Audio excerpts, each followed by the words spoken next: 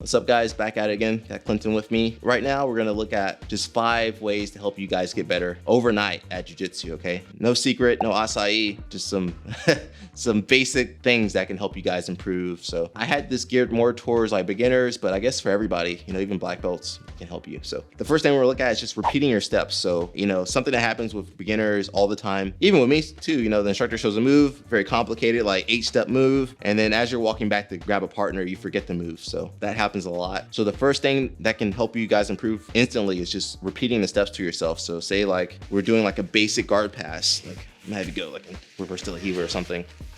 So instead of me just like sitting here and looking at like a higher belt, which also works too, looking at the higher belts doing the move, you can just try to repeat the steps to yourself. So like say the first step is to squat down. It's gonna sound kind of weird, but as I'm sitting here, I'll go, okay, squat down here, control the collar.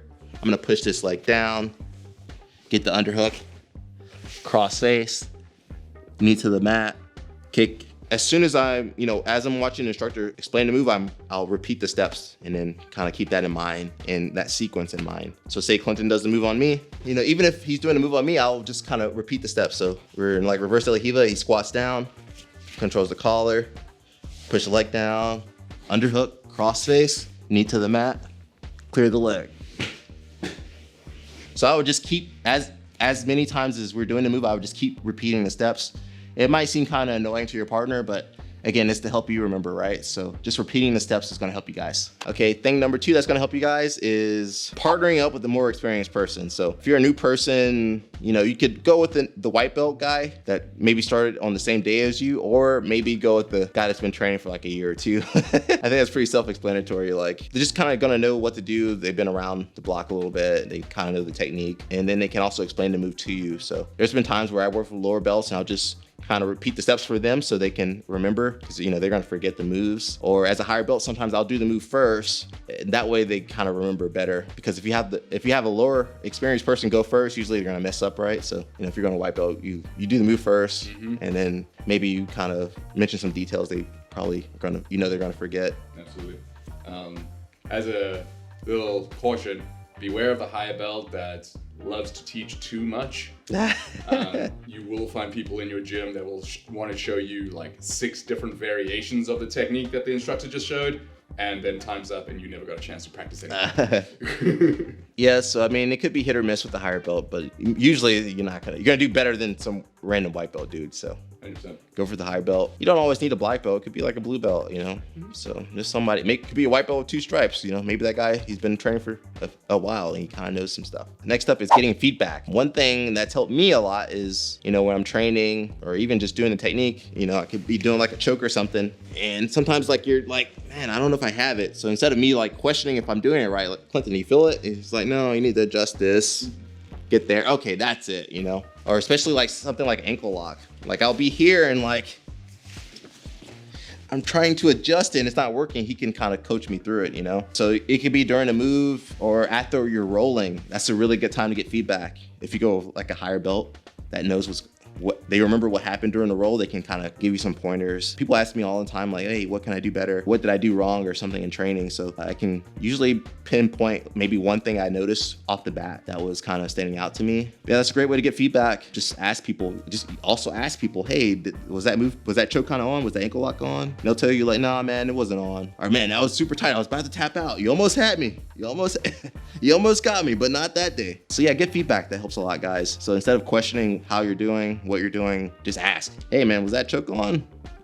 Man, it was on, man. It was really good.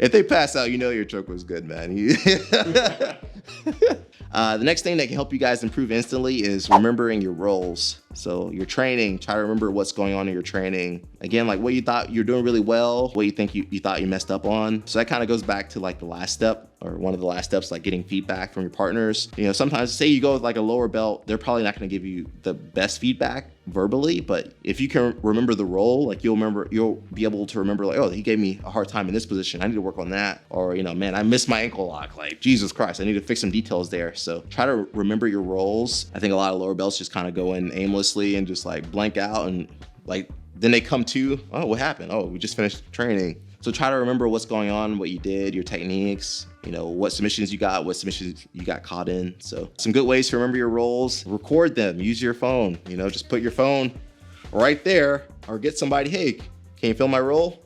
Okay, easy. Everybody's got a phone, right? They can film. Or hey, put it against the wall like this, and then it'll record for you. Did you guys know that? You guys can also write down your notes. This also goes for your training. We had a old friend, Mr. Jim. He would have a little, not little, it was like a notepad, and sit there as the instructor's showing the move, sit and write down the steps. I guess he could look over the notes later. So you can do the same thing for your technique and also your rolling. You can do like a little journal of, hey, you know, today was really good, I got the arm bar. Today was really bad, I got arm barred. So that helps a lot. You know, some guys use Excel, some guys use spider diagrams or like mind maps. Those help a lot. So whatever you can do to just like remember what you're working on. You know, there's apps too out there that can kind of organize your techniques and help you write notes too. So whatever way you learn best, you got to figure that out for yourself, right? Anything you want to add there, Gabe? No, love the note idea. There's good studies on that, not specifically for jiu-jitsu, but just talking about like studying and learning. Something about putting it down, like on paper, gives you more opportunities within a short span of time to review it. So you've seen the technique, internalizing, thinking about it. All right, thinking about what you're writing, you consciously making an effort to write it down and thinking what you're writing about it. Then usually you read your note immediately to see what you've written. So you've already kind of gone over details 3 or 4 times in a short space of time versus just the ones of listening, seeing what the instructor said, and then walking away. I mean, a good instructor should repeat the moves, you know, a few times. You know, we try to hit different learning types. So auditory, repeating the moves, visual, showing the move, tactile, like grab the person, here's how you do the move, okay? So yeah, figure out whatever way you learn best, guys. Next up, I think listening to music, you know, I've trained at gyms for years where like, man, just your soundtrack is the guy breathing next to you. So that kind of sucks. So I think listening to music kind of relaxes you. You know, a lot of guys are in their head too much. You overthink, but a lot of times if you have like a good beat going on, you stop thinking, you just kind of relax and you can flow more, you know. There's a reason a lot of gyms put on like Bob Marley and it's just like, dun, dun, dun, dun, and you just feel loose, right? Versus, you know, you put on some heavy metal, everybody's rolling hard. So the mood of the music also helps. You know, if I'm teaching a kids class, it's going to be very relaxed music. It's not going to be very amped up. Or if I'm teaching a beginner's class, very relaxed, a little beat, not too overpowering where you're thinking about the music, but just kind of sets the mood of the room. I think that helps a lot, just relaxing. Yeah, it just gets you in the right space. You know, if you're going to study, you want something like chill music. So same thing in jiu-jitsu. The right music can really help guide you guys to training better. Next up, this is a big one, your diet. Diet, sleep, and water. Those are all very important. If you're training a lot, you gotta take care of yourselves, guys. So staying hydrated, that's a really big one. If you're sweating a lot, you need to replenish those fluids, and that affects your performance. If you're dehydrated, you're gonna be performing a lot less optimally, right? Diet, you need to be eating the right foods, getting the right amount of carbs, proteins, and fats, right? You gotta take care of yourself, guys. If you're deficient in one area, you're gonna feel it. For instance, like it's getting colder here, so I've been taking vitamin D. I need sunlight, guys, look at me. Need that vitamin D. And sleep. I think that's one that kind of gets abused in jiu-jitsu.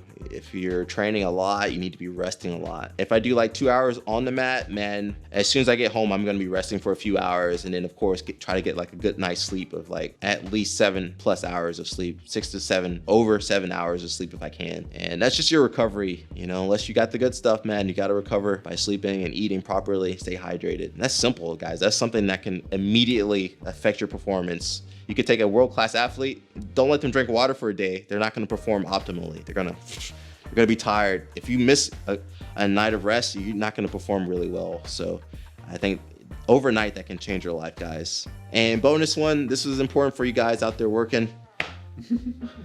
my hardworking guys out here. Stress, you know, if you're very stressed, I mean, jiu-jitsu can help you relieve the stress, but if you're stressed, sometimes the stress just can take over your life. And if you're super stressed, you're worried about everything, you're trying to train and your mind's not into the training, you know, you're not gonna really get a lot out of the training. So just try to enjoy your practice, you know, enjoy yourself, try to not carry your problems on the mat. I think most people are pretty good about that. That is the beauty of at jiu-jitsu. Everything else seems trivial when you have somebody trying to choke you.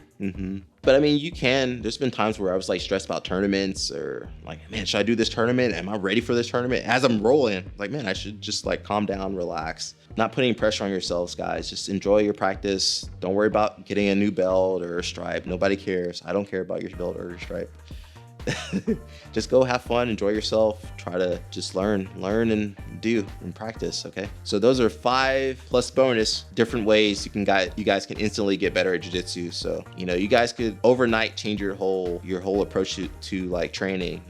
It can take time to like implement these things, but man, if you do it, you're gonna be doing jiu-jitsu on a whole different level, guys. So that's about it, man. Hope you guys enjoy this video. I might try and do more like it, just kind of less technique and more like just life advice for your training, which is important too. You gotta have some balance there, guys. All right, go ahead. Thank you, buddy. All right, guys, until next time, peace out. Peace, and ciao.